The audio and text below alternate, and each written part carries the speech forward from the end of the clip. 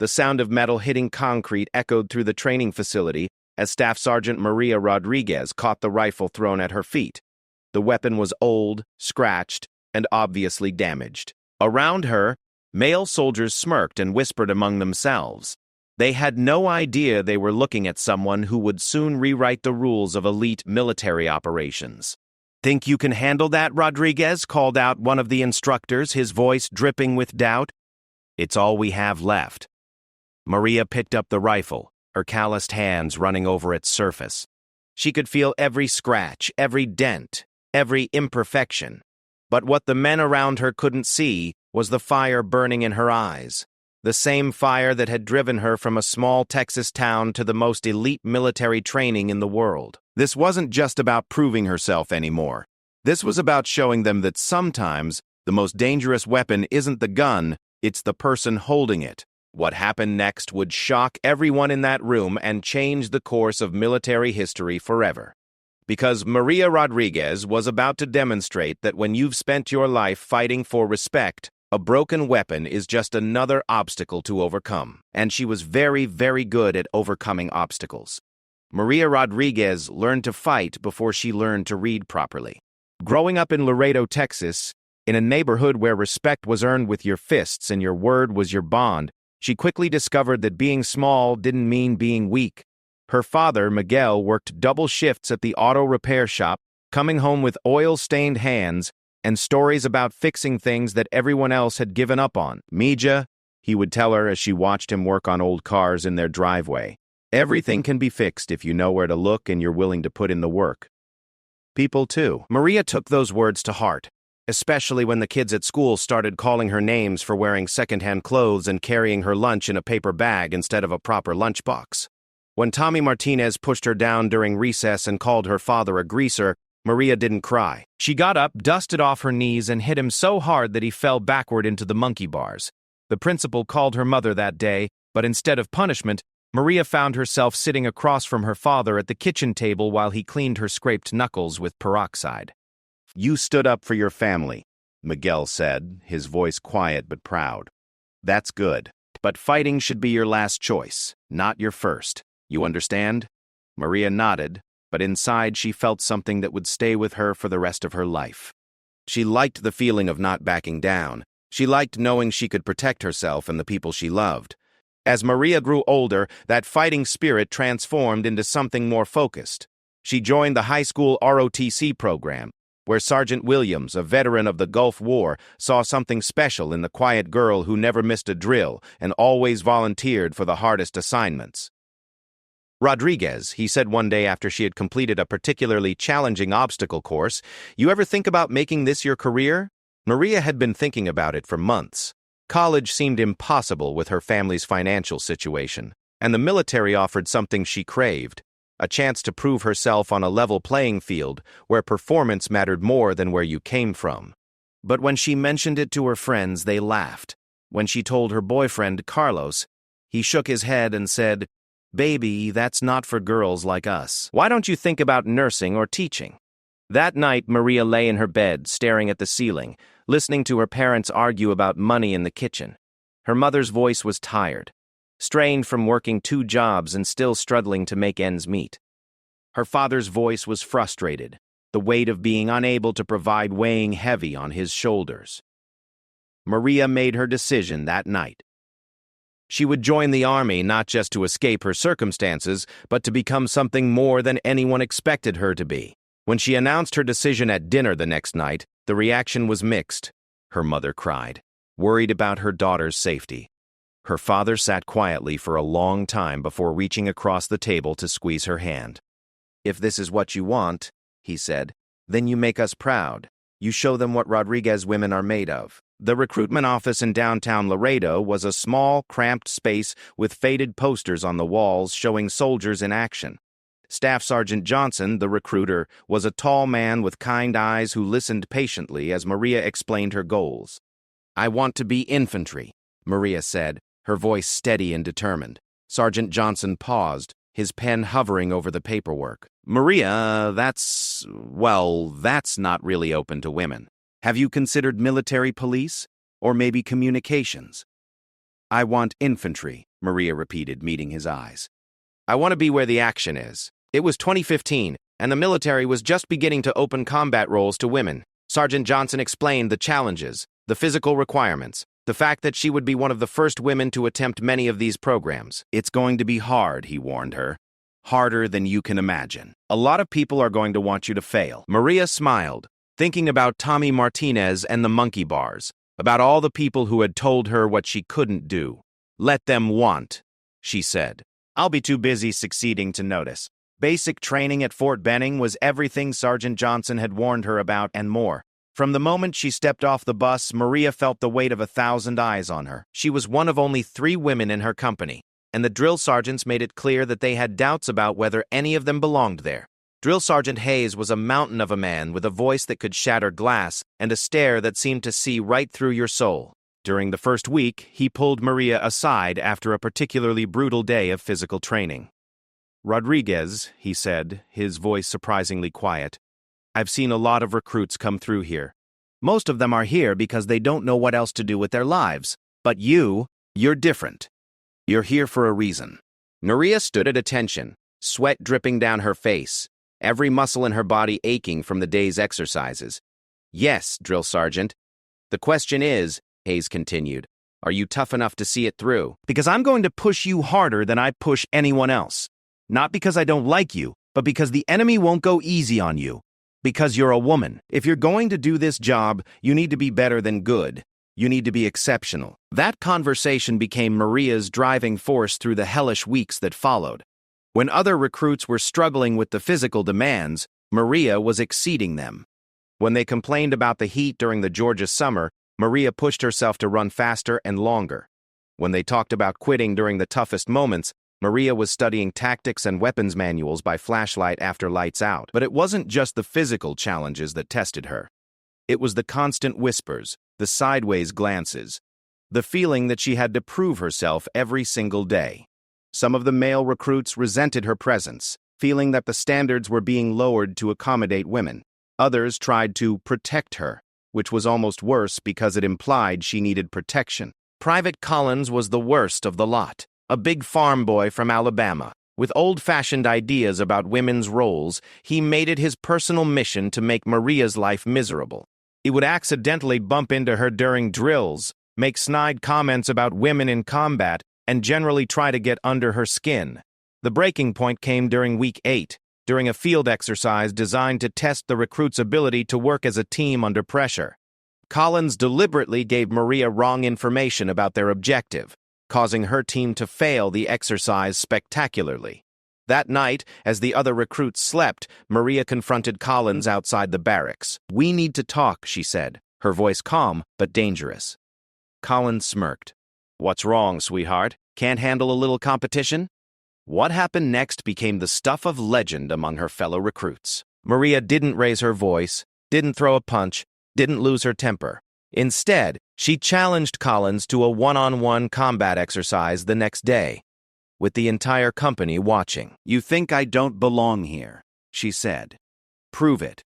Drill Sergeant Hayes heard about the challenge and, after considering it for a moment, decided to allow it. He understood that sometimes respect had to be earned the hard way. The next day, as the sun rose over the Georgia pine trees, the entire company gathered in a circle around the makeshift fighting area. Collins was bigger, stronger, and had reach on Maria. But Maria had something he didn't have. A lifetime of learning to overcome disadvantages through intelligence, strategy, and sheer determination.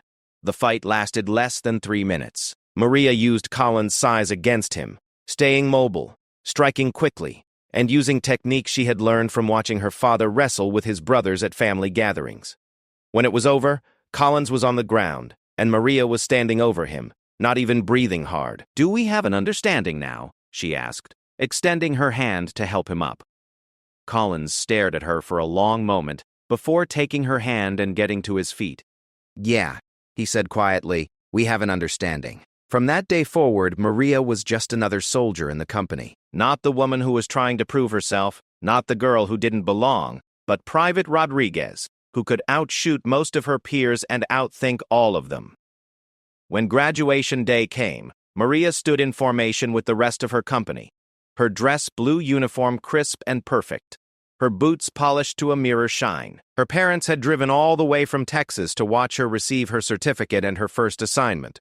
Drill Sergeant Hayes pulled her aside after the ceremony. "Rodriguez," he said, "I've got some news for you. Your test scores, your performance evaluations, everything, it's all off the charts. You've got an opportunity here that doesn't come along very often." Maria waited, her heart pounding. "There's a special operations unit that's looking for recruits. It's new, experimental, and they specifically want women who can handle the pressure. It's not going to be easy, and there's no guarantee you'll make it through the selection process. But if you do..." He didn't need to finish. Maria knew what he was offering, a chance to be part of something bigger, something that could change not just her life, but the way the military thought about women in combat.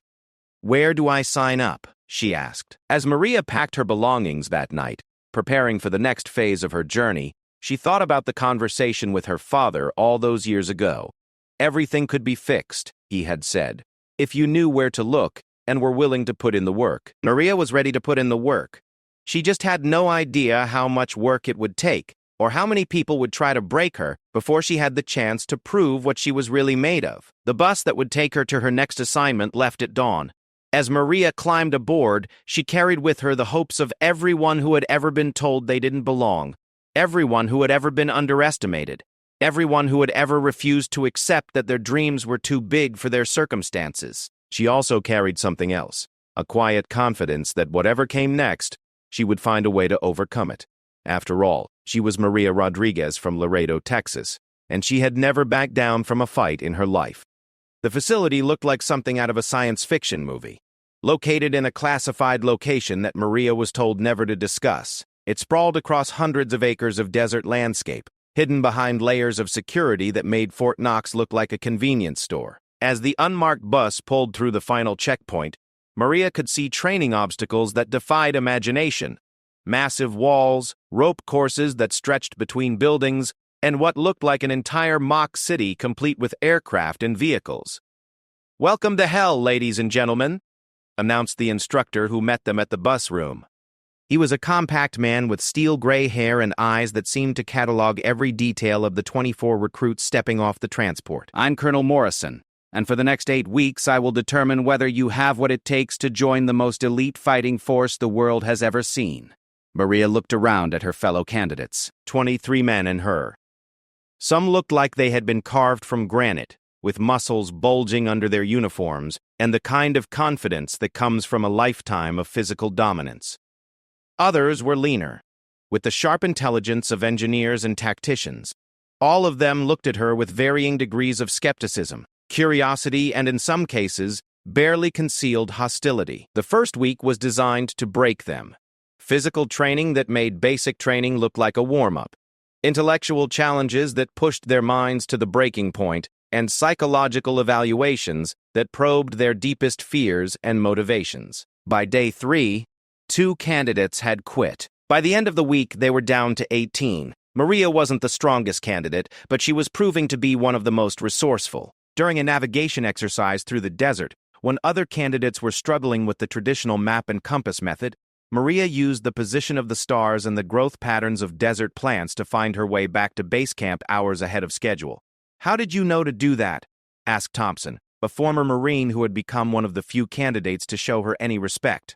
"My grandfather used to take me camping when I was little," Maria explained as they walked back to the barracks. "He grew up poor in Mexico and said you never knew when you might need to find your way home without any help." Thompson nodded thoughtfully. "Smart man." "He was," Maria agreed. "He also told me that the people who survive aren't always the strongest or the fastest. They're the ones who pay attention to details that others miss." It was advice that served her well as the weeks progressed and the challenges became more complex. While other candidates focused on brute force solutions, Maria found elegant ways to overcome obstacles that required less strength but more creativity.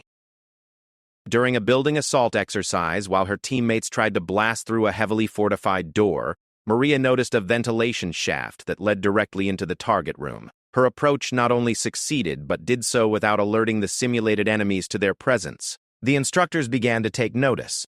Colonel Morrison, who had seemed skeptical of her presence initially, started calling on her during tactical briefings. Captain Williams, the marksmanship instructor, pulled her aside after a shooting exercise where she had outscored everyone except one other candidate. "Rodriguez," he said, examining her target. "You're a natural. Have you considered specializing in precision shooting?" Maria looked at the tight grouping of holes in the center of the target, barely wider than a quarter. She had always been a good shot, but something about the military weapons felt different, more precise, more responsive to her touch. "I've thought about it, sir," she admitted.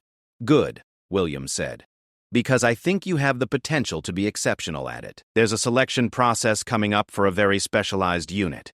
Interested?" Before Maria could answer, the alarm klaxon began blaring across the compound. Emergency assembly.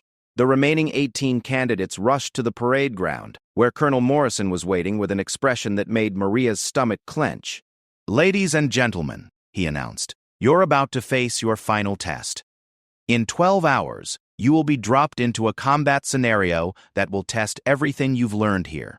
Some of you will succeed, some of you will fail, and some of you," he paused, his eyes sweeping across the group, "some of you will discover capabilities you never knew you had." The scenario was brutal in its simplicity. Each candidate would be given a specific mission to complete in a mock urban environment populated with hostile forces played by experienced soldiers. They would have limited ammunition, no backup, and no second chances.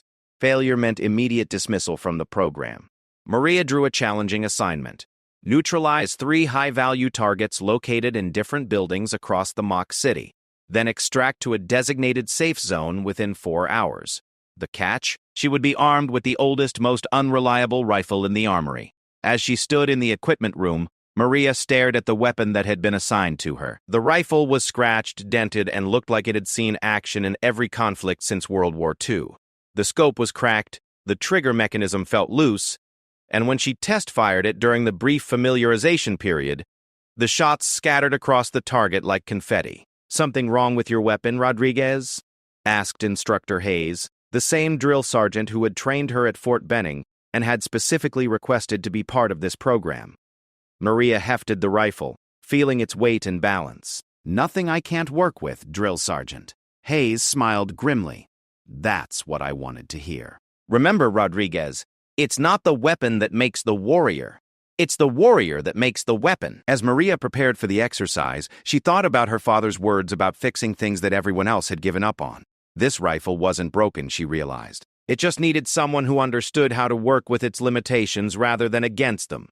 The mission began at 0400 hours. Before dawn, Maria studied the terrain from her insertion point, noting the patrol patterns of the opposing forces, the sight lines between buildings, and the natural cover provided by the urban environment. With a weapon she couldn't trust for long-distance shots, she would need to get close, very close.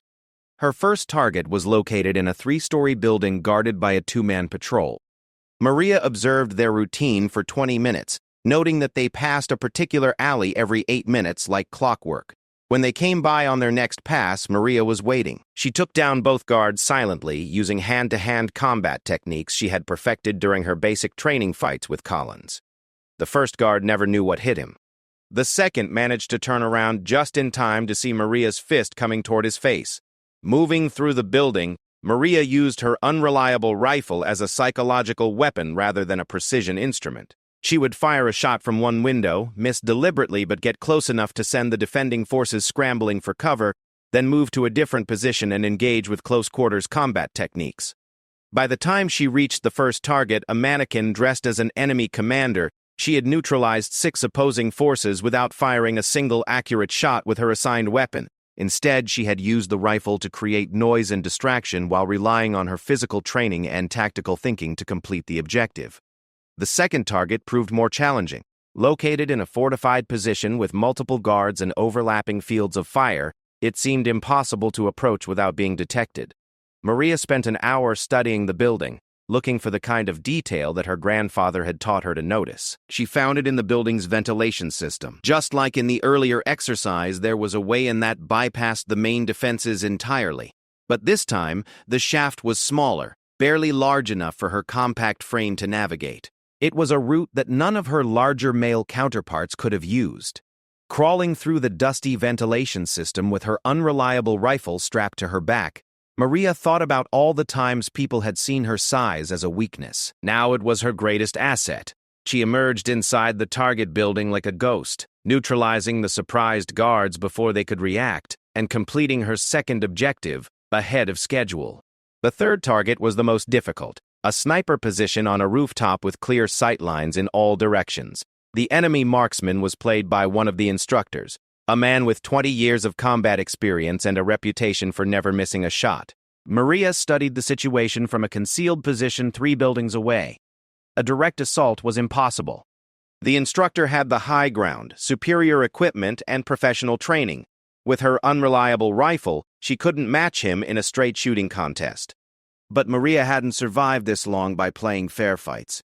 Instead of trying to outshoot the sniper, she decided to outthink him. Using her broken rifle to create a series of deliberately poor shots from different positions, she convinced the instructor that she was a panicked, inexperienced shooter desperately trying to hit him from long range. The instructor, confident in his superiority, began taking more aggressive shots to try to eliminate what he saw as an easy target. Each time he fired, Maria noted the muzzle flash and began to plot his exact position. Then, using a piece of broken mirror she had found in one of the abandoned buildings, Maria reflected sunlight directly into the instructor's scope, temporarily blinding him. In the seconds while he was disoriented, she had already moved from her decoy position to a spot directly below his building. What happened next would be talked about in special operations training courses for years to come. Instead of trying to climb the building or find stairs, Maria used her rifle's sling to create an improvised rope system with debris from the street. She scaled the outside of the building in less than 2 minutes, appearing behind the instructor like a specter. "Target eliminated," she announced quietly, touching the barrel of her useless rifle to the back of the instructor's neck. The instructor turned around slowly, his expression a mixture of surprise and admiration. "But how the hell did you do that?" "I stopped trying to make the rifle work the way it was supposed to," Maria explained, "and started making it work the way I needed it to." The extraction to the safe zone was almost anticlimactic, after the intensity of the 3 target eliminations. Maria moved through the mock city like she owned it, avoiding patrols she could evade and neutralizing those she couldn't. She reached the extraction point with 47 minutes to spare. Colonel Morrison was waiting for her at the safe zone, along with Captain Williams and Drill Sergeant Hayes. Their expressions were unreadable. "Interesting approach, Rodriguez," Morrison said, taking the broken rifle from her hands. "You completed all 3 objectives without firing a single accurate shot with your assigned weapon." "Yes, sir," Maria replied, standing at attention. "Care to explain your reasoning?" Maria thought for a moment before answering. "Sir, I realized that the weapon wasn't the real test. The test was whether I could adapt to circumstances beyond my control and still accomplish the mission." Morrison nodded slowly. "And the other candidates?" "I don't know, sir. I was focused on my own mission. 11 of them failed," Morrison informed her. "They tried to force that broken rifle to work like a precision instrument, got frustrated when it didn't perform, and either gave up or made critical tactical errors. You were the only one who adapted." He paused, studying her face. "Congratulations, Staff Sergeant Rodriguez. You've just earned yourself a spot in the most classified unit in the U.S. military. I hope you're ready for what comes next, because that little exercise you just completed, that was the easy part." As Maria stood there in the desert dawn, still covered in dust and sweat from her mission, she thought about the journey that had brought her here. From a girl who wouldn't back down on a Texas playground to a soldier who had just proven she could succeed where others failed. But Morrison's words echoed in her mind. If this was the easy part, what exactly had she just gotten herself into? The briefing room was unlike anything Maria had ever seen. Located 3 stories underground in a facility that officially didn't exist. The walls were lined with maps of countries she couldn't name and photographs of people she hoped never to meet in person. The air itself seemed to hum with secrets. Maria sat at a polished metal table with the 6 other candidates who had passed the final selection. Thompson, the former Marine, was there, along with Jackson, a former Army Ranger who moved like a predator, and Williams, an Air Force combat controller who spoke 4 languages and could pilot anything with wings. The others were similarly impressive. Davis, a former Navy SEAL who specialized in underwater operations, Chen, a former Green Beret with a doctorate in engineering, and Santos, a former Delta Force operator who looked like he could bench press a small car. At the head of the table sat a woman Maria had never seen before. She appeared to be in her 40s, with silver-streaked hair pulled back in a severe ponytail and eyes that seemed to catalog every detail of the room's occupants. Her uniform bore no insignia, no rank, no unit patches, nothing to indicate who she was or what authority she wielded. "My name is Commander Sarah Pierce," the woman began, her voice carrying the kind of quiet authority that made everyone lean forward to listen. "For the next 6 months, I will be your instructor, your commanding officer, and quite possibly the person who determines whether you live or die in the field." She stood and began pacing behind the table, her movements precise and controlled. "Each of you has been selected not just for your individual skills, but for your ability to think beyond conventional tactics. What we're creating here has never been attempted before. A unit that can operate in any environment, against any enemy, under any circumstances." Commander Pierce pressed a button on the table, and the lights dimmed as a large screen descended from the ceiling. The first image that appeared was a satellite photograph of a compound in what looked like mountainous terrain. 3 weeks ago, Pierce continued, a team of 12 Navy SEALs attempted to infiltrate this facility to rescue 2 American hostages. The mission failed. All 12 operators were killed, and the hostages were moved to an unknown location. The next image showed the aftermath: burned vehicles, scattered equipment, and what Maria realized with a chill were body bags being loaded onto a helicopter. The traditional approach to special operations is built around overwhelming force and superior firepower. It works in most situations, but as our enemies become more sophisticated, we need operators who can succeed where conventional methods fail. Pierce turned to face the 7 candidates directly. "You are here to become those operators. You will learn to think like ghosts, move like shadows, and strike like lightning. You will become invisible when necessary and unstoppable when action is required." Jackson raised his hand. "Ma'am, what makes this unit different from existing special operations forces?" "Excellent question," Pierce replied. "Traditional special ops units are built around the idea that superior training and equipment can overcome any obstacle. We're going to teach you to succeed when you have inferior equipment, when the odds are impossible, and when failure means not just mission failure, but the deaths of innocent people." She clicked to the next slide, which showed a detailed breakdown of the training schedule ahead. Phase 1, Individual Skills Development. You will each specialize in a specific area while maintaining proficiency in all others.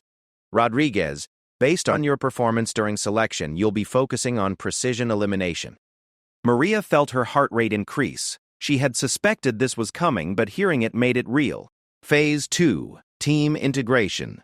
You will learn to function as a single unit despite your different specializations. Phase 3, Field Application. You will be deployed on actual missions under my direct supervision. Santos, the former Delta operator, spoke up. "Commander, what's our operational authority? Who do we report to?" Pierce smiled, but it wasn't a warm expression. "Officially, this unit doesn't exist. You don't exist. Your families have been told you're participating in a classified training program of indefinite duration. If you die in the field, there will be no flag-draped coffin, no military funeral, no medals of honor." The room fell silent as the weight of her words sank in. However, Pierce continued, "If you succeed, you will be part of operations that save lives, prevent wars, and protect national security in ways that will never be publicized or acknowledged." Maria thought about her parents back in Texas, who believed she was attending an advanced training school in Virginia. They were proud but confused about why she couldn't tell them more details about what she was doing. "One last thing," Pierce said, her voice becoming even more serious. "The failure rate for this program is 90%. Not because the training is too difficult, but because most operators cannot adapt to thinking beyond their established patterns. Those who fail are transferred to other units with full honors and no negative marks on their records. Those who succeed become part of something that has never existed before." She looked at each of them in turn. "Anyone who wants to leave can do so now, no questions asked." No one moved. "Outstanding. Your training begins in 1 hour. Rodriguez, I'd like to speak with you privately." As the others filed out of the briefing room, Maria remained seated. trying to read Pierce's expression. "Do you know why you were selected for precision elimination?" Pierce asked once they were alone. "I assume because of my marksmanship scores, ma'am." "Partly," Pierce agreed, "but more importantly, because of how you handled that broken rifle during your final test. Most snipers are artists. They need perfect equipment, ideal conditions, and plenty of time to set up their shots. But in our line of work, you'll rarely have any of those luxuries." Pierce pulled out a tablet and showed Maria a series of photographs. They depicted urban environments, dense forests, crowded markets, and other locations where traditional sniper tactics would be impossible. "We need someone who can eliminate targets in situations where conventional wisdom says it can't be done. Someone who can adapt their methods to impossible circumstances and still achieve precision results." "I understand, ma'am." "I hope you do," Pierce said seriously, "because the people you'll be targeting aren't soldiers on a battlefield. They're terrorists hiding among civilians, enemy agents operating in friendly territory, and high-value targets who have every reason to believe they're untouchable." The training that followed was unlike anything Maria had ever experienced. While conventional sniper training focused on long-distance accuracy under controlled conditions, Pierce's program taught adaptive precision under chaotic circumstances. Maria learned to shoot accurately while rappelling down buildings, hanging upside down from helicopter landing skids, and even underwater using specialized equipment. She practiced making impossible shots through crowds of people, around obstacles that would confuse traditional scopes, and in weather conditions that would ground most military operations. But the most challenging aspect was psychological. Pierce brought in actors to play civilians, making it clear that Maria would need to be absolutely certain of her targets before firing. In one exercise, she had to identify and eliminate a terrorist in a crowd of hostages, with only seconds to confirm his identity and ensure no innocent people were in her line of fire. "The difference between a killer and a protector," Pierce explained after Maria successfully completed the exercise, "is precision. Not just in your aim, but in your judgment." As weeks turned into months, Maria began to understand what made this unit special. It wasn't just their individual skills, but their ability to function as a perfect team despite their different specializations. Jackson became their tactical genius, able to plan complex operations with multiple moving parts. Thompson specialized in infiltration and exfiltration, able to get the team in and out of impossible situations. Williams handled communications and technology, maintaining contact with command and dealing with enemy electronic countermeasures. Davis was their aquatic specialist, equally comfortable on or underwater. Chen became their technical expert, able to disable security systems, crack safes, and handle any mechanical challenge they might encounter. Santos was their close-quarters combat specialist, handling situations that required immediate, overwhelming force. And Maria became their ghost, the one who could eliminate threats from distances and angles that seemed impossible. Their first real mission came after 4 months of training. Pierce briefed them in the same underground room where their journey had begun. "Gentlemen, Rodriguez," she began, "you're going to Somalia." The mission details were stark in their simplicity. A group of pirates had captured a cargo ship carrying humanitarian aid destined for refugee camps. They were holding the crew hostage while demanding ransom payments from multiple governments. Previous rescue attempts by conventional forces had failed because the pirates had positioned themselves in a way that made traditional assault impossible. "The ship is anchored 2 miles offshore," Pierce explained, showing them satellite imagery. "The pirates have the crew locked in the ship's hold with explosives rigged to detonate if anyone approaches. They positioned lookouts at every possible approach angle, and they have patrol boats circling the ship." Chen studied the technical specifications. "What about the ship's structure? Any weak points we can exploit?" "That's where Rodriguez comes in," Pierce replied. "The pirate leader is named Osman Farah. He's been operating in these waters for 5 years, and he's extremely paranoid. He never exposes himself during daylight hours, and he changes his position regularly." She pulled up a detailed schematic of the cargo ship. "However, our intelligence suggests he has one weakness. Every evening at sunset, he goes to the ship's bridge to use a satellite phone to coordinate with his contacts on shore. For approximately 3 minutes, he's in a predictable location." Maria studied the satellite imagery, calculating angles and distances. "Ma'am, the bridge is over 2,000 yards from the nearest landmass. And with the ship moving on the waves, exactly, Pierce said with a slight smile. Impossible shot under impossible conditions, which is why you're here instead of a conventional sniper team. The insertion would be handled by Williams and Davis, using a submersible approach that would avoid the patrol boats. Thompson would coordinate their extraction, while Jackson and Santos provided security during the operation. Chen would handle the explosive devices once they were aboard, and Maria would make a shot that everyone agreed was impossible. As they prepared for the mission, Maria found herself thinking about her conversation with Pierce months earlier. This wasn't about perfect equipment or ideal conditions. This was about adapting to circumstances that would challenge everything she thought she knew about precision shooting. The night before they deployed, Pierce pulled Maria aside one final time. "I want you to understand something," Pierce said. "Tomorrow you're going to attempt something that has never been done before. A precision shot from a moving platform to a moving target over a distance that pushes the absolute limits of what's physically possible." "Yes, ma'am." "But that's not why you're here," Pierce continued.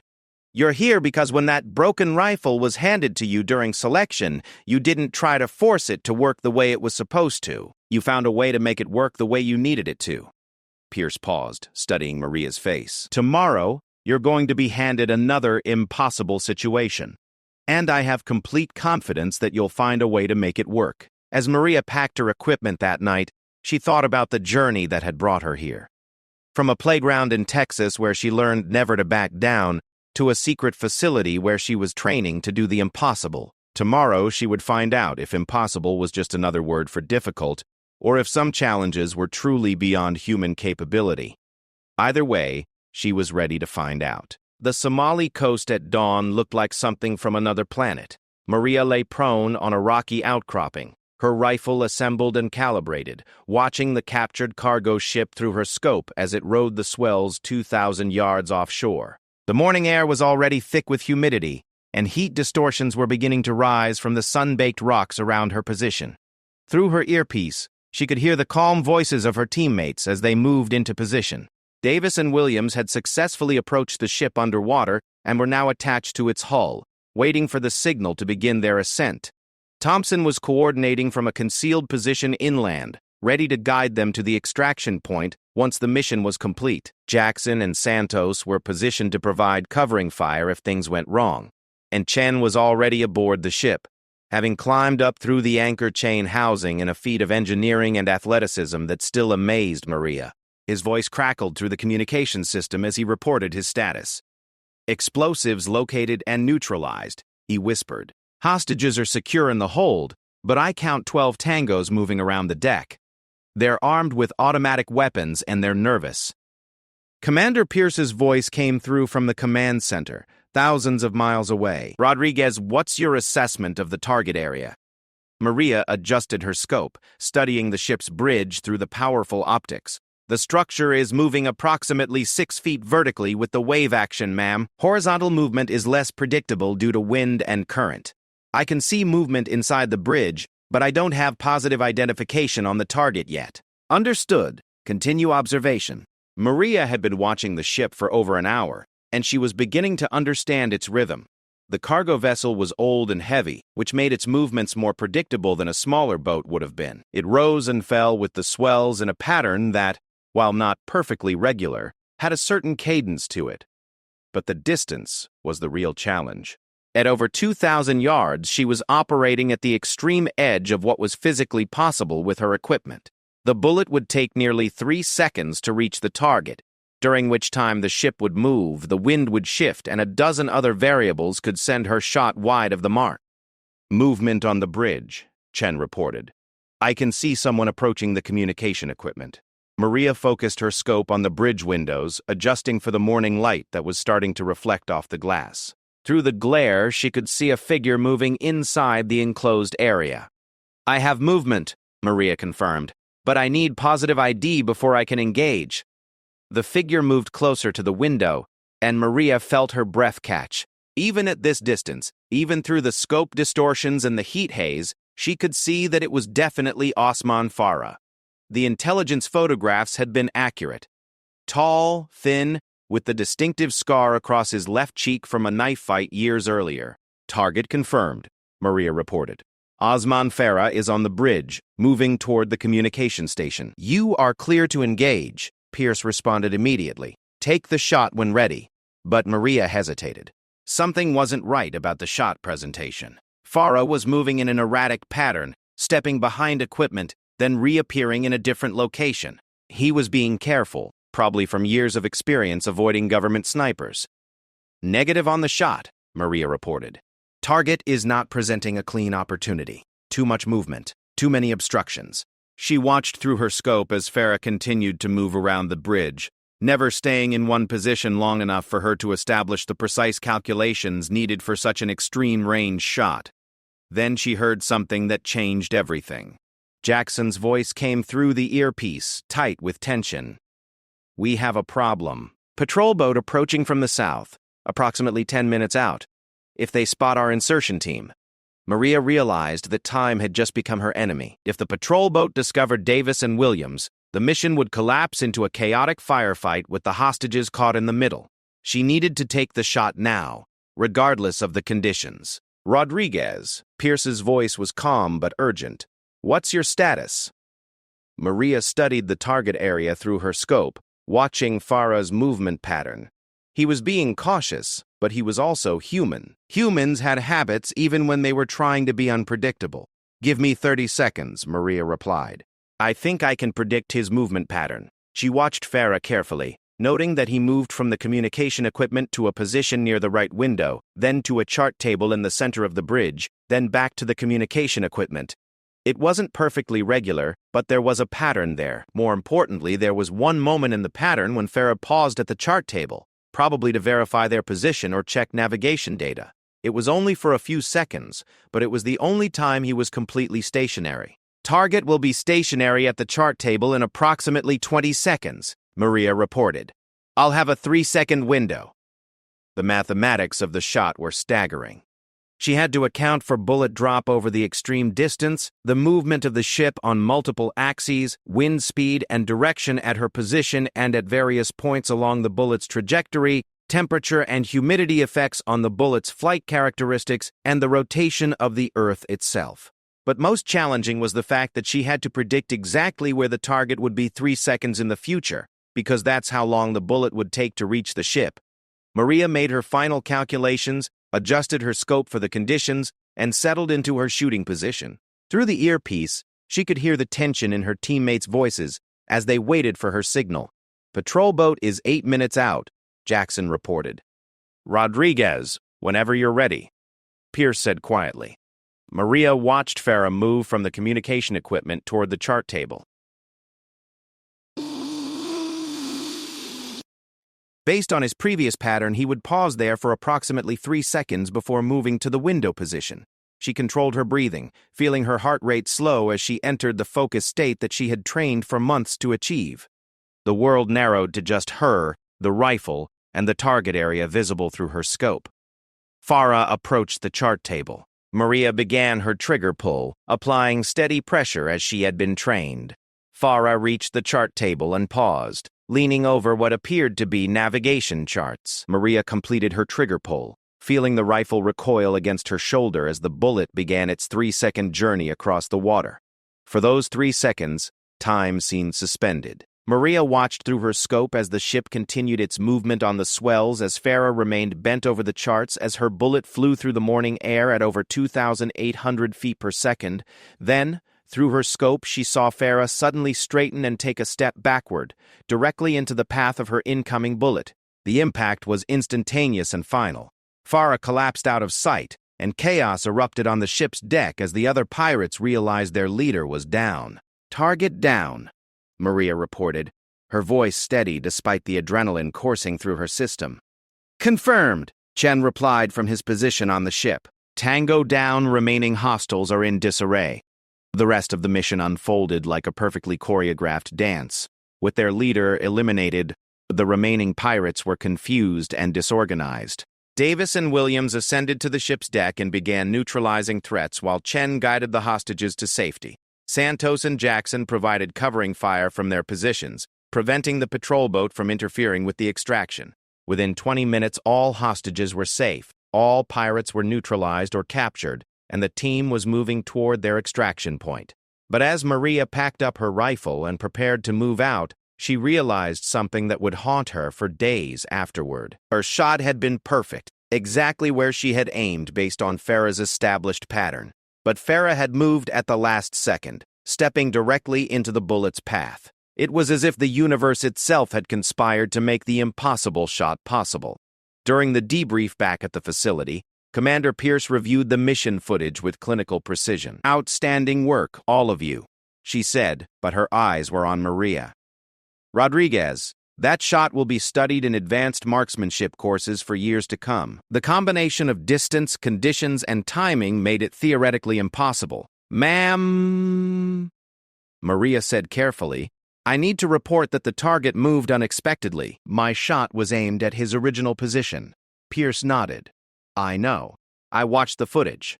You aimed where he was supposed to be, but he moved into the bullet's path at the exact moment necessary for the shot to succeed."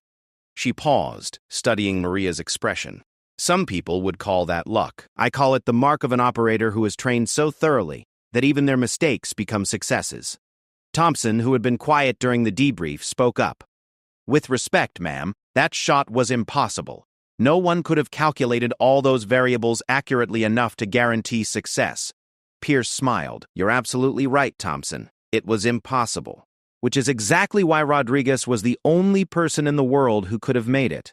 That night, alone in her quarters, Maria thought about Pierce's words. She had trained for months to make impossible shots, to adapt to circumstances that would defeat conventional thinking. But this mission had taught her something more profound. Sometimes success wasn't about overcoming impossible odds. Sometimes it was about putting yourself in a position where impossible odds could work in your favor.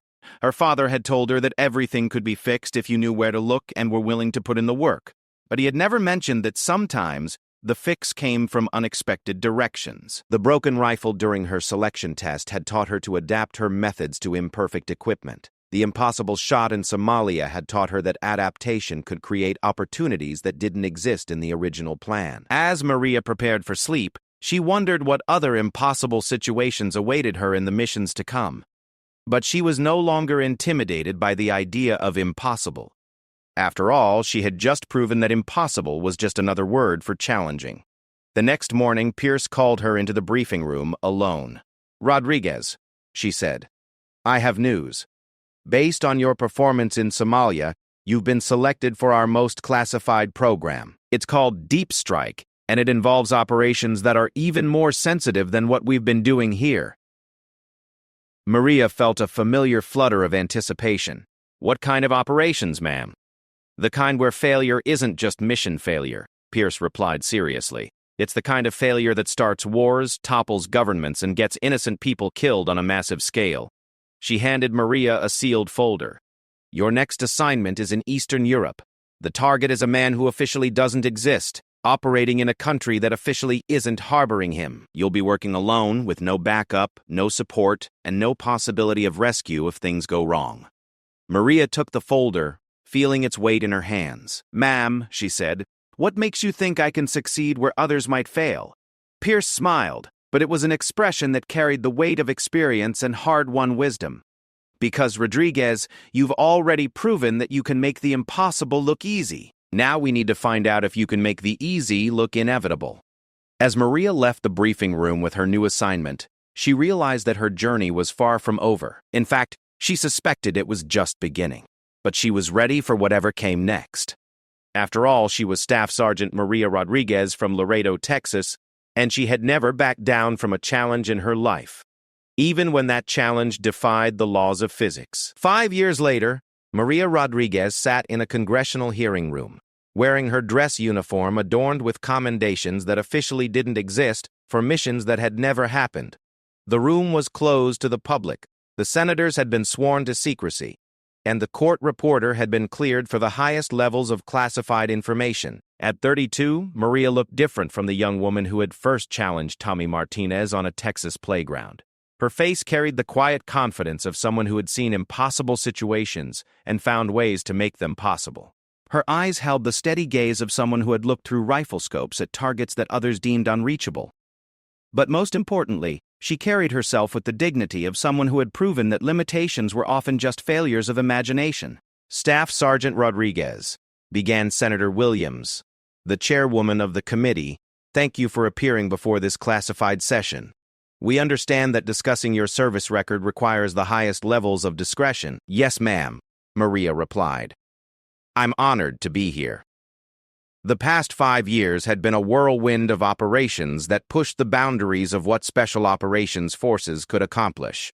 After Somalia, Maria had been deployed to locations that couldn't be named, against targets that couldn't be acknowledged, in situations that couldn't be reported.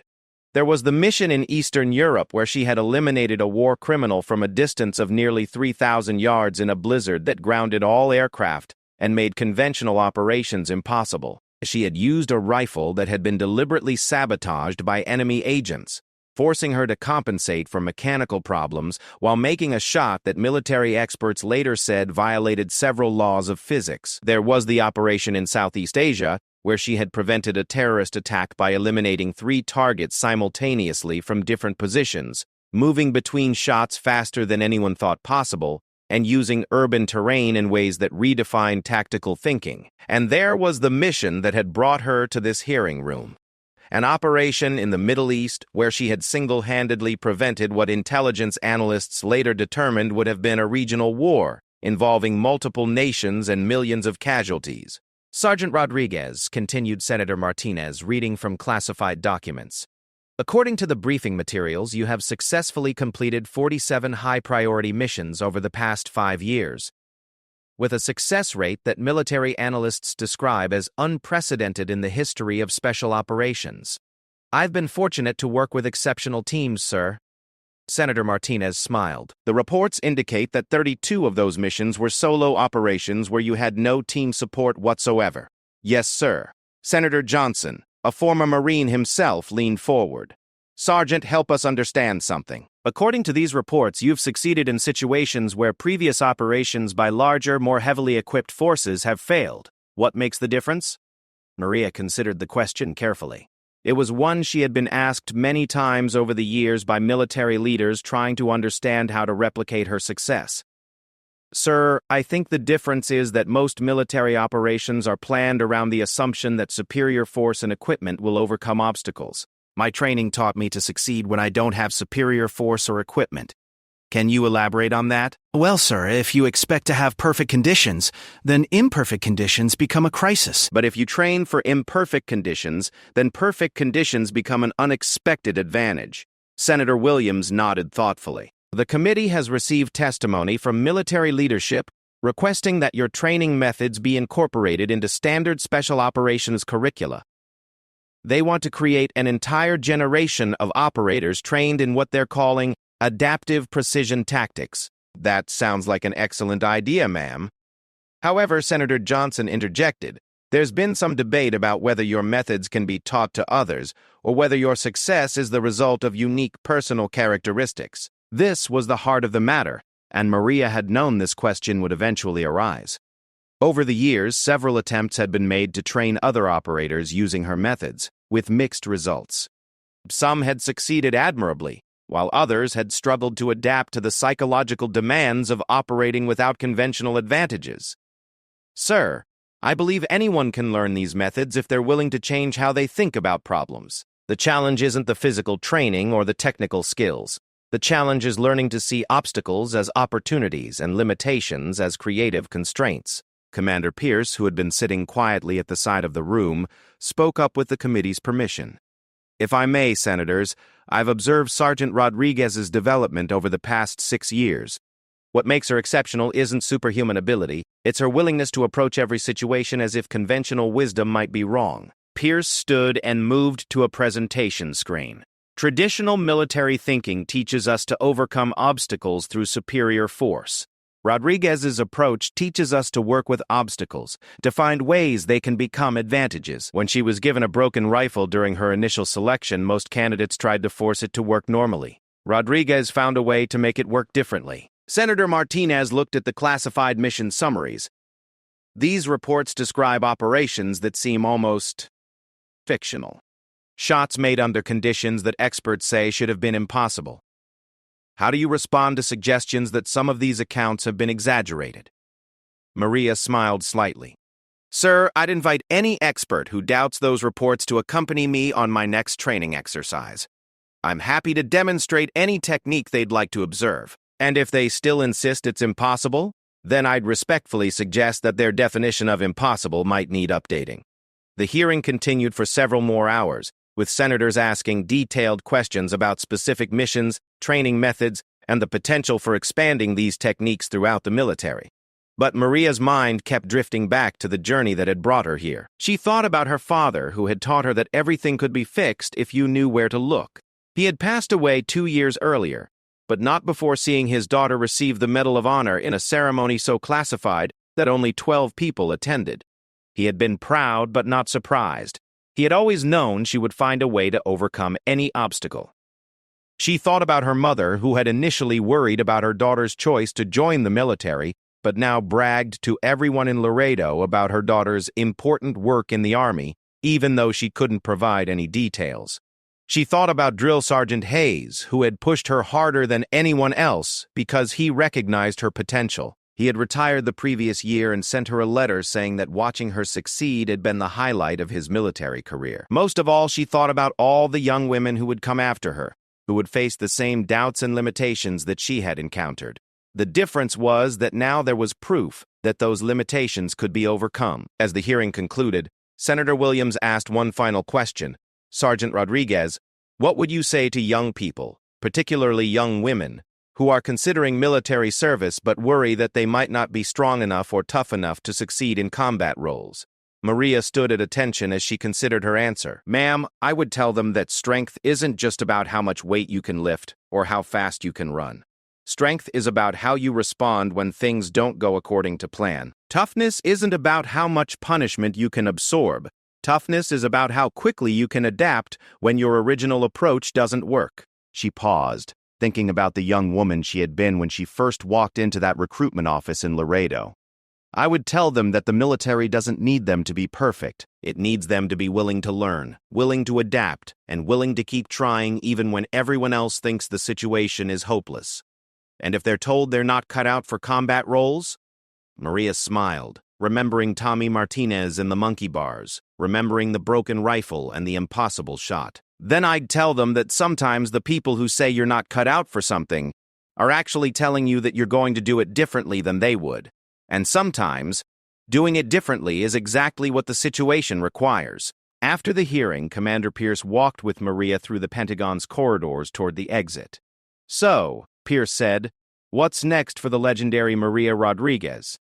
Actually, ma'am, I've been thinking about that. I've had an offer to join the instructor staff at the Special Operations Training Center. They want me to help develop the new adaptive tactics curriculum, teaching the next generation of impossible shot artists. Maria laughed. Something like that. Though I prefer to think of them as students who are learning that impossible is just another word for challenging. Pierce nodded approvingly. I think you'll be an excellent instructor. You have a gift for helping people see beyond their limitations. As they reached the Pentagon's main entrance, Pierce stopped and turned to face Maria. You know, when I first met you, I saw someone who was clearly talented but unproven.